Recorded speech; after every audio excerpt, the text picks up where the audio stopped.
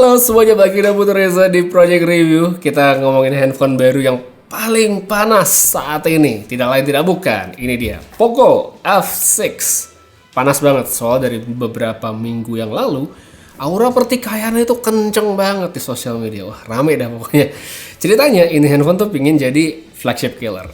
Ambisius banget, tapi pertanyaannya flagship mana sih yang pingin di kill sama handphone ini? Apakah Samsung, apakah Oppo, Vivo, atau ntar lu, ketinggalan lagi sebelah handphonenya, atau ini nih Xiaomi 14 sendiri. Jadi saudara sendiri kan flagship nih.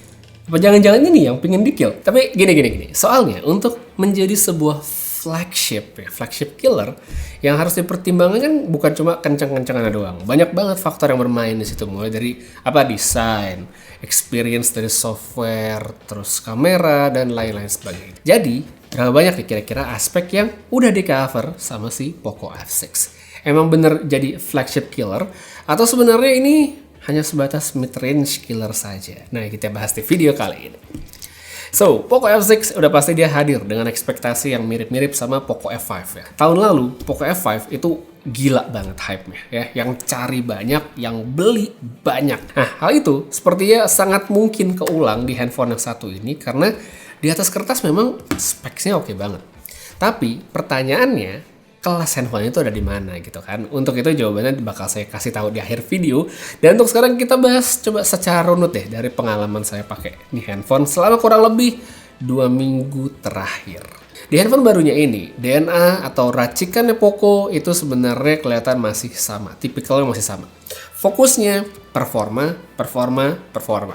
Makanya kalau kita lihat dari daftar specs itu mesinnya wadaw banget deh. Ada Snapdragon 8S Gen 3. Untuk RAM dan storage-nya dia ada 2 varian. Yang saya pakai sekarang adalah specs yang atas dengan RAM 12GB, kapasitas penyimpanannya 512GB. Untuk chipset yang baru ini, ya udah kenceng banget nih sebenarnya. Levelnya dibilang flagship, menurut saya masuk ya. Jadi emang dia masih dibawa dengan chipset flagship terbaru, tapi kalau kita pengen compare sama chipset flagship tahun lalu, ini udah bisa banget buat diadu. RAM-nya gede, itu nilai plus, storage-nya juga ada sampai 512, itu bagus banget. Dan baterainya 5000 dengan charging 90 watt. Nah, kalau untuk baterai ya 5000 90 watt ini sebenarnya masuk sih kalau kita pengen compare sama Samsung gitu ya. Kan Samsung walaupun 5000 masih 45. Jadi di sini udah dikasih 90 watt, ini udah bagus banget. Next, buat layar, kalau berdasarkan informasi yang saya lihat di spesifikasi websitenya Poco, ya handphone yang baru ini ngebawa peningkatan. Ukurannya memang masih sama di 6,67 inch Flow AMOLED dot display, tapi dari segi resolusi itu naik, touch samplingnya nambah, Gorilla Glass Victus untuk lapisan layar, serta dia ada sertifikasi TUV Renline yang baru. Pokoknya di atas kertas udah bagus. Nah, dari segi experience layarnya sendiri, ini menurut saya sudah enak untuk pemakaian sehari-hari. Responsif pada sentuhan, pada saat dipakai main dan segala macam. Habis itu pemilihan bentuk yang flat tanpa ada curve di bagian samping itu juga mungkin akan menjadi nilai plus tersendiri bagi sebagian orang. Palingan, kalau dari saya yang perlu diperhatikan itu warnanya aja sih. Jadi kalau untuk setelan awal, setelan bawaan defaultnya itu, menurut saya warnanya kurang nendang untuk sebuah panel AMOLED. Makanya yang original Pro ini biasanya bakal saya ganti dengan Vivid. Itu menurut saya lebih pas, tapi kalau kalian masih ngerasa kurang, bisa pilih yang satunya lagi. Jadi balik lagi ke preferensi. Kemudian kita kembali lagi ke soal performa tadi, si 8S Gen 3 ya. Antutu di sini saya coba dia dapat angka yang tinggi 1,4 jutaan. Ini sudah saya coba pakai mode profile balance segala macam. Ya pokoknya dapetnya segitu. Performa untuk pemakaian standar so pasti sudah lancar, jaminan mulus. So far so good, pokoknya nggak ada masalah selama saya cobain. Dipakai bikin konten juga boleh banget ya. Saya coba misalnya buat jahit video gitu, hasil rekaman 4K dari kameranya, masukin ke sini, edit, oke saja, tidak ada masalah. Jadi tinggal kamera aja ntar bagus apa enggak. Terus buat gaming, ya sama dari tahun lalu ya. Kalau kita ngomongin performa ngebut di seri F-nya Poco, tentu kita ngetesnya nggak jauh-jauh. Kita gaming aja, apalagi sekarang banyak game-game baru gitu kan. Yang pertama, ya ini game lama sih, yaitu Mobile Legends. Dengan setting mentok yang bisa dipakai, saya cobain dulu dengan tanpa mode performance. FPS di awal dia dapat angka yang tinggi, tapi seiring waktu dia akan turun, tapi nanti dia bakal naik lagi, turun lagi, naik lagi. Mungkin ini kalau kita bisa lihat dari segi coolingnya ya, jadi mungkin pas dia dirasa agak panas dia akan turun, pas dirasa sudah cukup dingin dia naik lagi, panas turun lagi dan segala macamnya. Kalau kita lihat emang mungkin agak sedikit heboh ya naik turun gini, tapi kalau buat user biasa sebenarnya yang umum main gitu tanpa nunjukin counter FPS kayak sekarang, sebenarnya ini nggak bakal berasa bedanya karena toh masih ada di angka yang sangat tinggi, di atas 60-80 ya, udah tinggi banget. Kemudian kalau kita masuk ke mode performance, nah atau di sini sebutannya Wild Boost, hasilnya sih ya cuma turun pas di lobby atau matchmaking aja. Saya stabil banget ya, pantas average-nya itu kalau kita cek ada di 117-an, jadi bagus banget. Habis itu Honkai Star Rail, ini setting mentok banget, saya cobain di very high. Dia bisa-bisa aja dengan atau tanpa Wild Boost sebenarnya bisa. Cuma memang kalau di settingan tertinggi ini ada aja tuh frame dropnya. Terus kalau kita main udah lumayan lama ya, agak lamaan gitu, mau di ruang ber-AC pun sebenarnya nggak ngaruh sih. Jadi dia bakal mulai sering turun ke 30 bahkan 40-an. Suhu dari perangkatnya sendiri itu udah bakal naik ya, di layar udah di atas 45. Kita balik pun ya di bagian belakang itu bisa sampai 46-47 derajat. Makanya saya saranin untuk main di setting high ya, satu tingkat diturunin dari yang paling mentok, atau pakai medium aja sekalian supaya lebih stabil. Terakhir Wuthering Waves. Ya ini sih udah kayak detak jantung kalau kita lihat grafiknya, naik turun. Apalagi kalau kita picu di setting tertinggi, HP-nya itu bakal lebih cepat panas dan menguras baterai. 1 jam pakai aja saya dengan Wild Boost itu di settingan grafis mentok ya, baterai bisa turun 30-35%. Itu wah bocor banget. Jadi balik lagi, sekalipun nih handphone nih sebenarnya dari segi kenceng-kencengan mampu banget, tapi menurut saya tetap disarankan untuk turunin setting grafisnya untuk experience pemakaian yang lebih nyaman kalau pengen main lama-lama. Berubah ya lampunya. Belang ya. Lampu di luar mati. Ya, terus ke bagian baterai yang 5000 mAh tadi. Ini juga oke sebenarnya dari segi daya tahan. Dari percobaan saya pakai itu maksimal saya bisa dapat screen on time sekitar 7 jam selama saya nggak main si Wuthering Waves tadi. Tapi kalau saya main apalagi dengan Wild Boost sudah lah gitu kan. Bisa dilihat sih dari grafiknya ya. Kalau yang kayak tinggi itu tidak ada Wuthering Waves di situ, tapi begitu dia turun ya sudah pasti ada game tersebut ya di daftar pemakaian. Habis itu buat ngecasnya dia cakep ya, yang 90 watt tadi, cepat ya. Sebagai contoh di sini saya dari 6% ke 100% itu bisa dapat 40 menit kurang sedikit.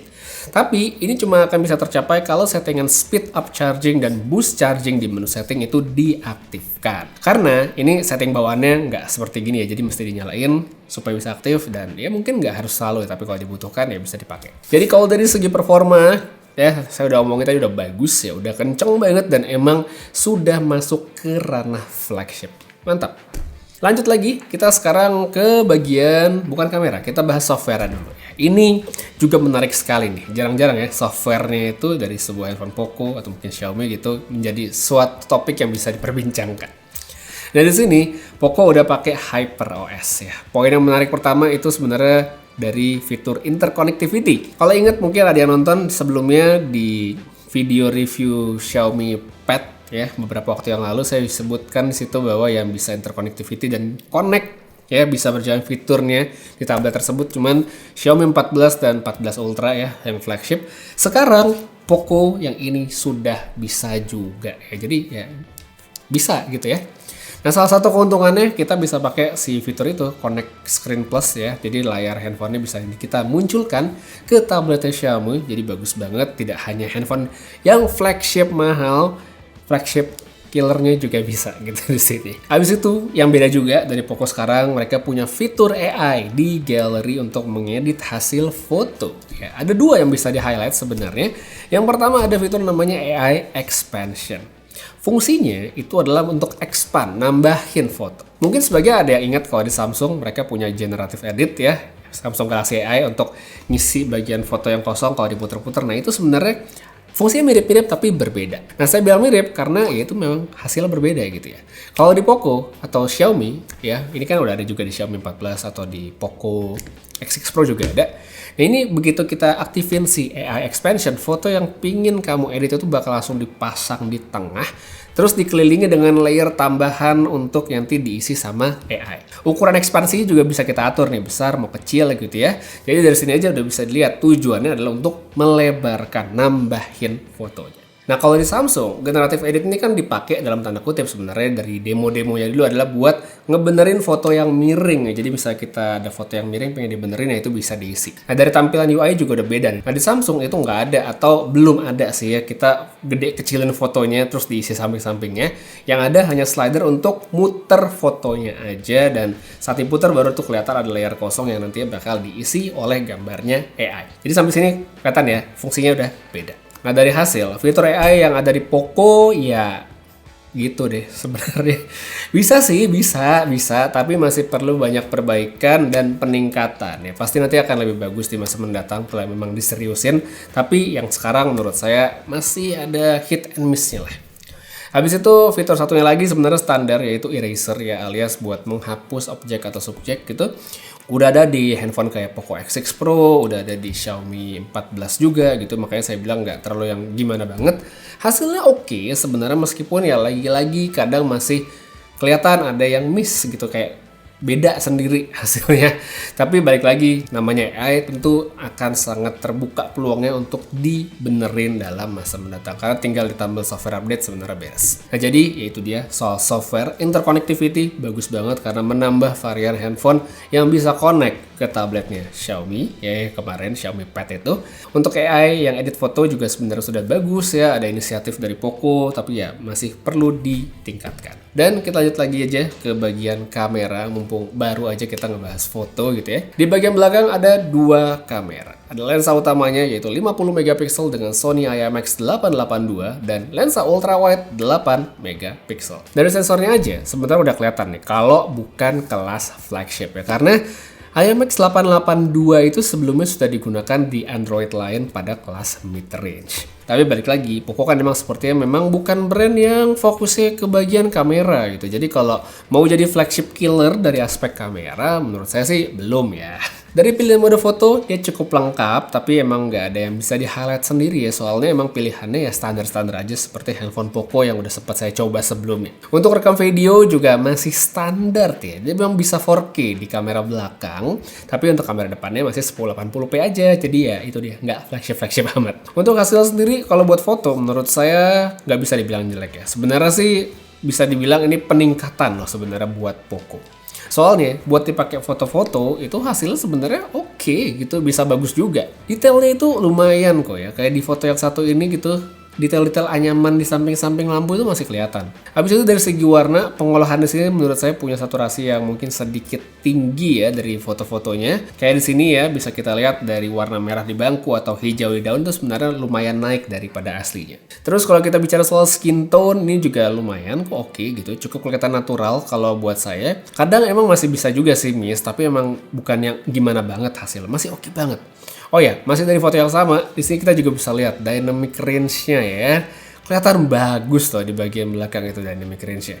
Lagi-lagi tetap ada saatnya, selalu ada saatnya dia buat hit and miss, tapi emang bukan sesuatu yang menjadi masalah. Lensa ultrawide, oke, seperti biasa emang nggak ada yang terlalu spesial, tapi tetap cukup banget untuk kita ngambil perspektif yang lebih lebar. Situasi low light hasilnya dari kamera utama oke juga ya. Udah mulai nampak memang noise dan penurunan detail, tapi bukan sesuatu yang ngagetin kalau menurut saya ya. Sesuai ekspektasi ya, jadi emang saya tidak pasang ekspektasi yang terlalu tinggi untuk Poco F6 khususnya di bagian kamera. Tapi tetap ini sangat bisa dipakai selama bukan di situasi yang terlalu ekstrim gelapnya. Untuk kamera depan masih oke juga lah ya, di kondisi terang detailnya masih ada, skin tone-nya cukup baik juga. Habis itu buat situasi low light ya memang ada penurunan, ada noise, tapi sesuatu yang menurut saya sudah bisa diperkirakan.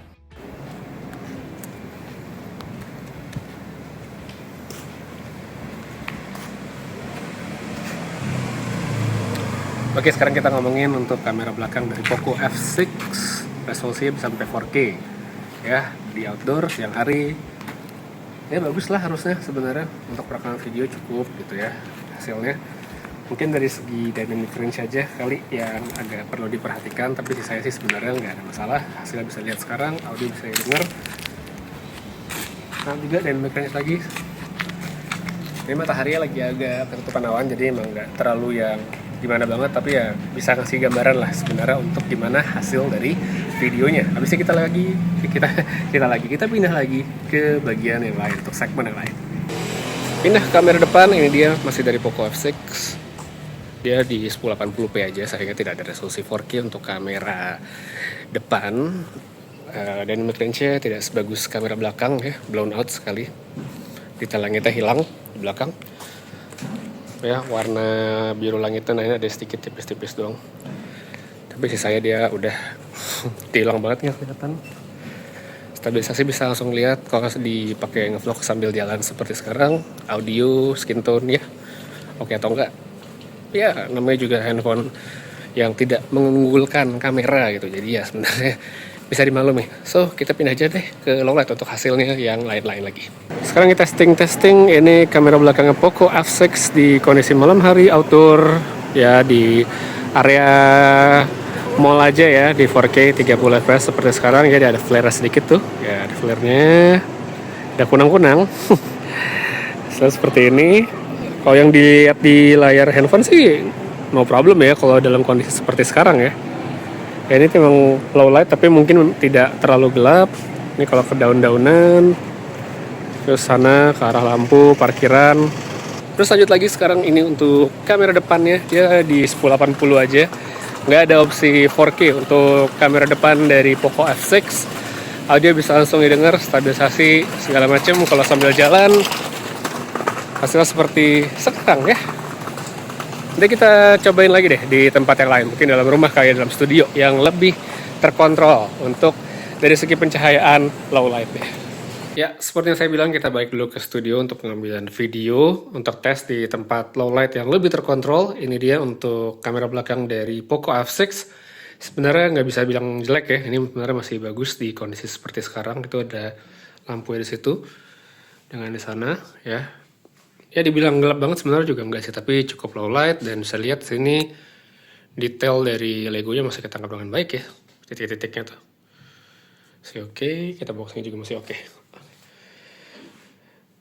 Sip lah ya, sebenarnya tidak bisa dibilang jelek sama sekali. Dan sekarang kita pindah ke kamera depannya.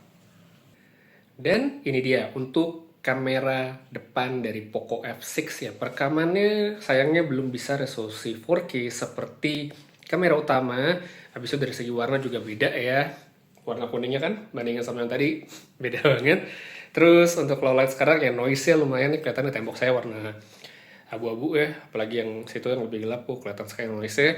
Cuma kalau dibilang jelek sebenarnya enggak juga, masih oke lah, masih bisa diterima. Apalagi untuk handphone yang memang mengedepankan performa gitu ya. Menurut kalian gimana? Oke atau enggak? Silahkan tulis pendapatnya di bawah. So, dari berbagai aspek yang udah kita omongin, tadi udah ngomongin dari segi specs, dari segi performa, software, sama kamera. Ya, Poco F6 sebenarnya dalam beberapa kategori sudah bisa masuk ke ranah flagship. Flagship killer dari segi performa tuh udah dapet banget sebenarnya. Ya udah bagus, udah mantep banget. Tapi tetap deh, pada akhirnya ada yang harus dikurangi untuk ngurangin cost dari handphone sendiri supaya harganya tidak melambung tinggi ya. Sekaligus ini juga bagian yang menurut saya paling kelihatan dari si Poco F6. Nggak lain dan nggak bukan. Mungkin sebagian sudah bisa menebak. Desainnya, saya nggak tahu untuk warna lain ya bakal kayak gimana, tapi di versi warna hitam yang saya pegang sekarang kelihatannya basic banget gitu handphonenya, kayak aura keren dan garangnya tuh nggak berasa. Kalau orang yang nggak tahu terus cuman sekilas ngelihat gitu, nggak pakai casing gitu ya, mungkin dikira handphone 2-3 jutaan aja gitu ya. Jadi menurut saya dari segi desain aja nggak usah kita bandingin kompetitor, sebenarnya kita bandingin sama sesama handphone Poco aja. Ini sama Poco X6 Pro nih udah kalah cakep menurut saya. Tapi ya emang si X6 Pro-nya di sini warna jagoan gitu ya, kuning sama hitam, kemudian ya kombinasi yang keren banget. Emang balik lagi ke preferensi, yang suka menurut saya juga pasti ada sih ya. Tapi kalau menurut saya ada satu poin yang dikorbankan ya, desainnya ini. Habis itu buat build quality ya ini juga emang tidak yang spesial, tapi tetap nih berasa sedikit meningkat dibandingkan Poco F5 yang tahun lalu. Dia nggak berasa yang terlalu ringkih gimana, kalau tahun lalu tuh berasa banget. Ini nggak segitunya, tapi karena desainnya aja sih jadi kelihatan biasa banget. Tapi tetap balik lagi, kalau emang yang kalian pentingkan dari sebuah handphone baru itu adalah performa, maka ya Poco F6 ini udah killer banget untuk harganya ya. Nggak berlebihan, jadi flagship killer dari segi performa ya, atau buat mereka yang butuh ekstra ngebut gitu, terkhusus buat yang cari performa kencang dengan kebutuhan kayak apa, game berat atau mungkin content creation kayak render video atau mungkin bikin konten-konten montage dari game gitu. Ini sebenarnya masih bisa banget. Software juga menurut saya menarik ya, karena akhirnya ada fitur AI kayak editing gitu. Walaupun masih sering miss dari segi hasil, tapi menunjukkan ada niat, ada intensi dari Poco untuk include atau nambahin fitur AI di handphone mereka. Tinggal nanti dipoles aja, dibenerin kalau emang serius ngembangin di situ. Cuma ya di luar aspek specs yang kenceng tadi, kalau misalnya kita kayak ngomongin apa kamera atau desain, yang lebih baik dari Poco di harga yang kurang lebih sama itu ada banget ya. Jadi kalau buat saya, Poco F6 ini adalah handphone yang keren banget, terbaik di kelasnya dari segi performa. Begitulah kurang lebihnya. Jadi ya itu dia review saya tentang si Poco F6.